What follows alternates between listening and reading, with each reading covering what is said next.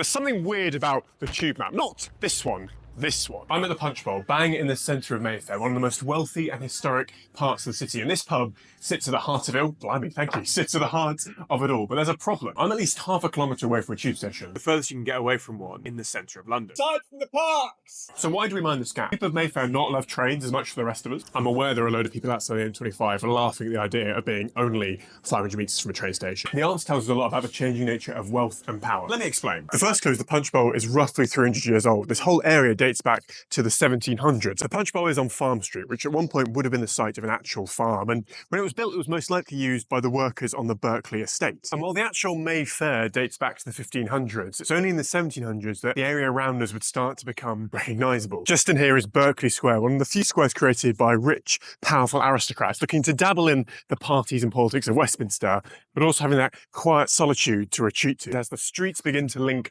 all the different squares together, the first railways in London are beginning to arrive. They were limited by cost. The closer you got to the city centre, the more expensive the land became. But the lines made tons of money, so much so that by 1846 there were 19 submissions for new railways. Parliament was quite concerned by this. So in 1846, Parliament banned all new railway stations in this area right here on top of Mayfair. So as the metropolitan stations develop, you can see them joining up the stations around the edge of this area. Even as the railways moved to being properly underground, the fear of the wrath of the Mayfair landlords kept the railways outside the district. In 1893, a proposed line from Victoria to Kilburn was cancelled thanks to extensive lobbying. And you can see the Bakerloo line sneaks up its eastern boundary to avoid negotiating with the landlords, and the Piccadilly line creeps down along the south. But they did manage to build a station. Let me show you. This is all that remains of Down Street, previously on the Piccadilly line. It lasted 25 years until it was closed due to lack of use, because the rich preferred to use private methods of travel instead. But Ali, you can clearly see the Victoria line going through Mayfair. That's because the Victoria line was the first time they used cost-benefit analysis. I thought this was an advert for a pub.